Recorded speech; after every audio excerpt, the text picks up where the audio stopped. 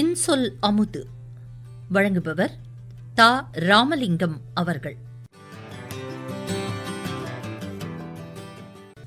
நம்ம எல்லோருக்குமே ஒரு நினைப்பு வரும். எந்த செயலை நம்ம செய்தாலும் இதை பற்றி அடுத்தவங்க என்ன நினைப்பாங்க, அவர் என்ன நினைக்கிறாரு, இவர் என்ன நினைக்கிறாரு. நீங்கள் சாதாரணமாக பார்த்துக்கலாம், அப்படியே கேட்பாங்க.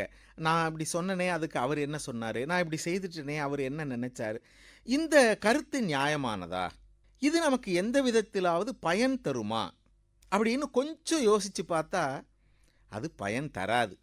நம்ம மேலே அக்கறை உடையவர்கள், நம்ம நல்லா இருக்கணும்னு நினைக்கிறவங்க, நம்முடைய தாய் தந்தையர்னு வச்சுக்கோங்க. இந்த உலகத்திலேயே நம்ம நல்லா இருக்கணும்னு நினைக்கிறது நம்ம தாய் தந்தையரை தவிர யாராவது இருப்பாங்களா?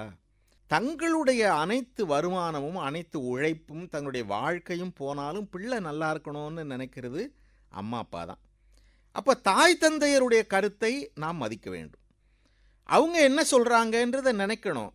ஆனால் யாரை பார்த்தாலும் அவர் என்ன நினைப்பார், இவர் என்ன நினைப்பார்னு நினச்சா நம்ம வாழ்க்கை எப்படி ஆயிடும்னா, அடுத்தவர்களை திருப்திப்படுத்த முயற்சி செய்யக்கூடிய வாழ்க்கையை ஆயிரும். ஆனால் அடுத்தவங்களை திருப்திப்படுத்துறதுன்னு போயிட்டோம்னா நம்முடைய செயல்களை நம் திருப்திக்கு செய்ய முடியாது.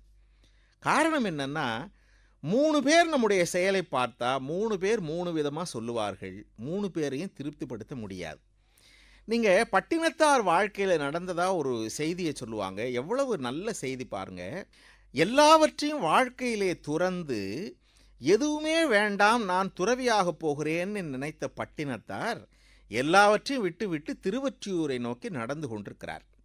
நல்ல இரவு நேரம் வந்தவுடனே உடம்பு அசதியாகிறது. ஒரு வயற்காட்டு வழியாக நடந்து போன பட்டினத்தார் வயலில் படுக்கலாம்னு படுக்கிறார். அந்த வரப்பு மேலே தலை வச்சு அப்படியே படுத்து தூங்கிட்டார். விடியற் காலையில் ஒரு 4:30 மணி அளவில் 2 இளம் பெண்கள் கையில் குடங்களை எடுத்துக்கொண்டு பக்கத்தில் இருந்த நீர்நிலைக்கு தண்ணீர் எடுக்க போகிறார்கள்.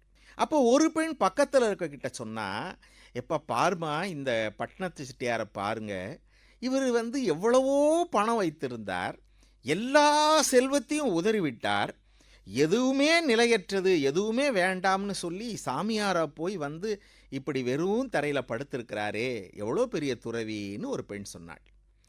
உடனே பக்கத்தில் இருந்த இந்த பெண் சொன்னா, எனக்கு என்னவோ அவரை பார்த்தா உண்மையான துறவின்னு தோணலைன்னா.